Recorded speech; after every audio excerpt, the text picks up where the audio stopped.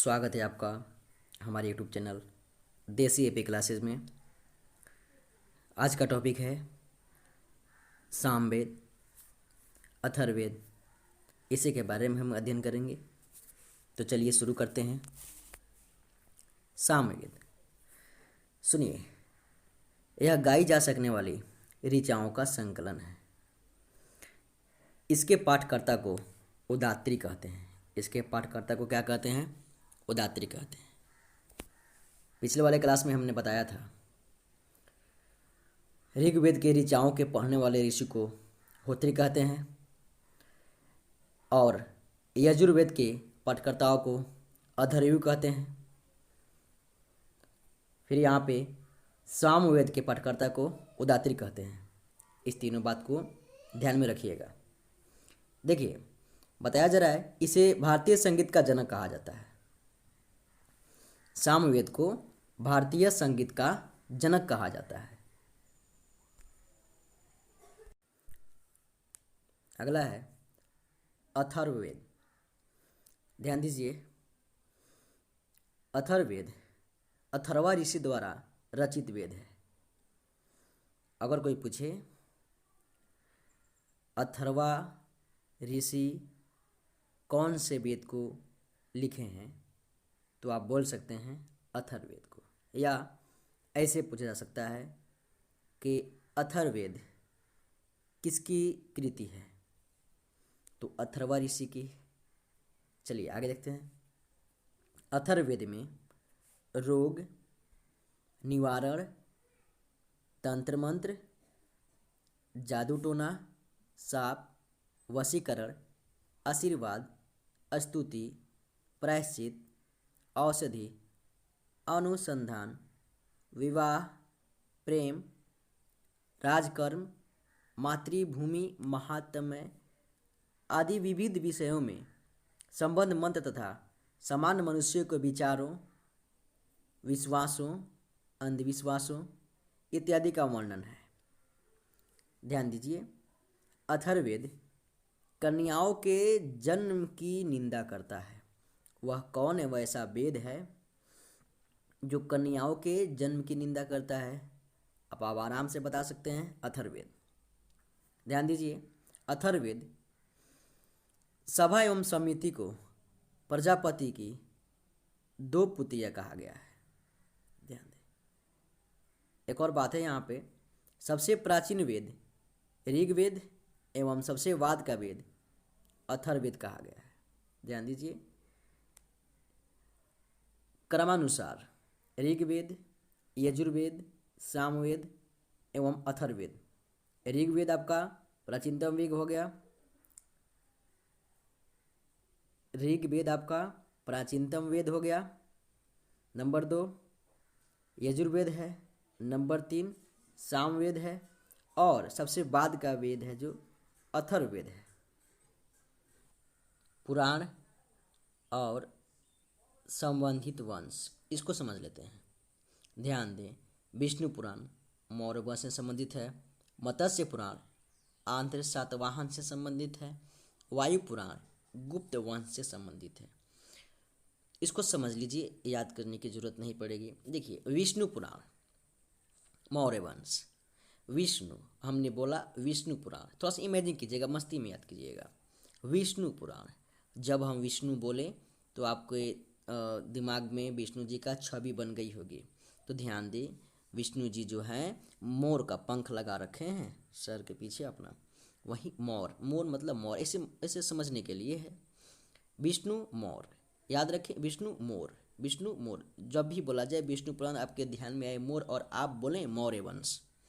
ठीक उसी प्रकार से मत्स्य पुराण, मत्स्य मतलब मछली होता है, ये तो आपको पता है। तो ध्यान दें, आंध्र, आंध्र से आंध्र प्रदेश होता है, ये आपको पता है। तो सात, सात समझ लीजिए, मछली पकड़ने के लिए आप 7 दोस्त वाहन से गए। कहाँ गए? आंध्र प्रदेश गए। तो वहीं हुआ मत्स्य पुराण, आंध्र प्रदेश गए 7 वाहन से, वहीं हो गया मत्स्य पुराण आंध्र सातवाहन। वायु पुराण गुप्त वंश, वायु, वायु मतलब हवा होता है, और हवा को हम लोग देख नहीं सकते हैं, ये गुप्त है, छिपा हुआ है। देखिए हाइड है ये, तो वायु पुराण। जब भी बोला जाए वायु तो क्या है, ओ वायु गुप्त है भाई, तो क्या दिक्कत है, वही हो गया। वायु पुराण मतलब गुप्त वंश हो गया। बात समझ में आई? ठीक है, ध्यान दें। वेदों को भली भांति समझने के लिए 6 वेदांगों की रचना हुई। वे कौन कौन से हैं, ध्यान देते हैं। पहला है शिक्षा। देखिए शिक्षा का अर्थ क्या होता है, तो ज़रा ध्यान से सुनिए। शिक्षा शब्द का अर्थ सीखने और सिखाने की क्रिया है। नंबर 2 है ज्योतिष। अब ज्योतिष क्या है, तो ज्योतिष एक प्रसिद्ध विद्या या शास्त्र है जिसमें आकाशीय ग्रह, नक्षत्रों आदि का विवेचना होता है। नंबर 3 कल्प है। अब कल्प क्या होता है, सुनिए। हिंदू समय चक्र की बहुत लंबी मापन इकाई है जिसे कल्प नाम से जाना जाता है। अगला है व्याकरण। व्याकरण एक ऐसी कला है जिससे हम किसी भी भाषा को शुद्ध शुद्ध लिखना, बोलना, समझना सीखते हैं। अगला है निरुक्त। देखिए निरुक्त वैदिक की जानकारी के बिना भेदभाव के दुर्गम अर्थ का ज्ञान संभव नहीं है। अगला है छंद। सुनिए, वर्णों या मात्राओं के नियमित संख्या के विन्यास से यदि आह्लाद पैदा हो उसे छंद कहते हैं। बात समझ में आई? आगे देखते हैं। भारतीय ऐतिहासिक कथाओं का सबसे अच्छा क्रमबद्ध विवरण पुराणों में मिलता है। किस में मिलता है? पुराणों में। इसके रचयिता लोमहर्ष अथवा इनके पुत्र उग्रश्रवा माने जाते हैं। देखिए पुराणों के रचयिता जो है लोमहर्ष है और इनके पुत्र उग्रश्रवा माने जाते हैं। इनकी संख्या 18 है। पुराणों की संख्या कितनी है? 18, जिनमें से केवल 5 मत्स्य, वायु, विष्णु, ब्रह्मा एवं भागवत में ही राजाओं की वंशावली पाई जाती है। ध्यान दें, पुराणों में मत्स्य पुराण सबसे प्राचीन एवं प्रामाणिक है। अगर पूछा जाए वह कौन ऐसा पुराण है जो सबसे प्राचीन एवं प्रामाणिक है, तो आप बोल सकते हैं मत्स्य पुराण। बिल्कुल। ध्यान दें, अधिकतर पुराण सरल संस्कृत श्लोक में लिखे गए हैं। अधिकतर पुराण जो है संस्कृत श्लोक में लिखे गए हैं। स्त्रियां तथा शूद्र जिन्हें वेद पढ़ने की अनुमति नहीं थी वे भी पुराण सुन सकते थे, लेकिन उन्हें पढ़ने की अनुमति नहीं थी। पुराणों का पाठ पुजारी मंदिरों में किया करते थे। ध्यान दें, पुराणों का पाठ कौन किया करते थे? पुजारी। कहाँ पे? मंदिरों में। स्त्री की सर्वाधिक गिरी हुई स्थिति मैत्रेयनी संहिता से प्राप्त होती है, जिसमें जुआ और शराब की भांति स्त्री को पुरुष का तीसरा मुख्य दोष बताया गया है। स्त्री को पुरुष का तीसरा मुख्य दोष बताया गया है। सतपथ ब्राह्मण में स्त्री को पुरुष का अर्धांगिनी कहा गया है। कहाँ? सतपथ ब्राह्मण में।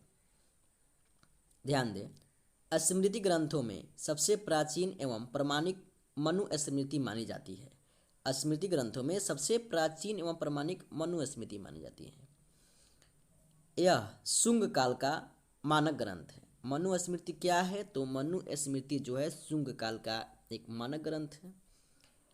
नारद स्मृति गुप्त युग के विषय में जानकारी प्रदान करता है। नारद स्मृति क्या करता है? गुप्त युग के विषय में जानकारी प्राप्त करता है। जातक में बुद्ध की पूर्व जन्म की कहानी वर्णित है। जातक में क्या है? तो बुद्ध की पूर्व जन्म। बुद्ध की पूर्व जन्म का मतलब हुआ भगवान बुद्ध के जन्म से पहले की कहानी उसमें वर्णित है। किस चीज़ में है? तो जातक में है। हीनयान का प्रमुख ग्रंथ कथावस्तु है। हीनयान का प्रमुख ग्रंथ क्या है? कथावस्तु, जिसमें महात्मा बुद्ध का जीवन चरित्र अनेक कथानकों के साथ वर्णित है। देखिए महात्मा बुद्ध का जीवन चरित्र अनेक कथानकों के साथ वर्णित है। किसमें है? तो कथा वस्तु में।